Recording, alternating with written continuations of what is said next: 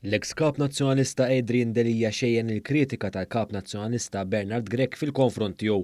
Dan meta waqt intervista li kellu l-ħadd li għadda fuq l-istazzjon tiegħu, Bernard Grech qal li Adrian Delija messu qafżaħ b'donazzjoni ta' €900,000 f'isem Kapco lid-Dar tal-Provvidenza. Però xorta waħda iva kien ikun aħjar li kieku informani qabel. Dwar dan One News ħar reazzjoni ta' Adrian Delija barra d-Dar ċentrali kif kien ħireġ minn laqgħa li kellu mal-kap nazzjonalista Bernard Grech. One News taqsal il-Dr. Delija dwar id-dikjarazzjoni ta' Bernard Grech u xejjen il-kritika li għamel fil-konfront tiegħu. L-affarijiet meta jkunu qed isiru lil mill-politika li m'għandhomx x'jaqsmu mal-politika, l-iktar ħaġa importanti hi li inti tkun qed tosserva l-konfidenzjalità ta' min tkun qed tagħmel il-transazzjoni miegħu. Id-donazzjoni ta' €900,000 fil-ġbir ta' fondi tad-Dar tal-Provvidenza kienet soros ta' inkwit kbira għall partit Nazzjonalista, dan hekk kif komplet tikxef il-qasma interna li għadha tiddomina f'tal-pjetà.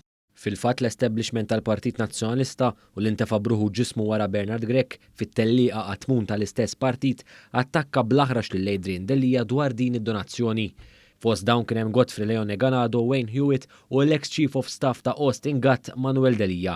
Dan mhux l-unika sors ta' kontroversja li seħħ fil-maratona ġbir ta' fondi tad-Dar tal-Provvidenza kif dakinhar xħin l-ex kap nazzjonalista Adrian Delija flimkien man nies viċin tiegħu Marjati Otja għad-Dar tal-Provvidenza, ix-xandiera tal-Istazzjon Nazzjonalista qatet biex ixxandar il-messaġġ tal-ewwel tas-sena tal-kap nazzjonalista Bernard Grech.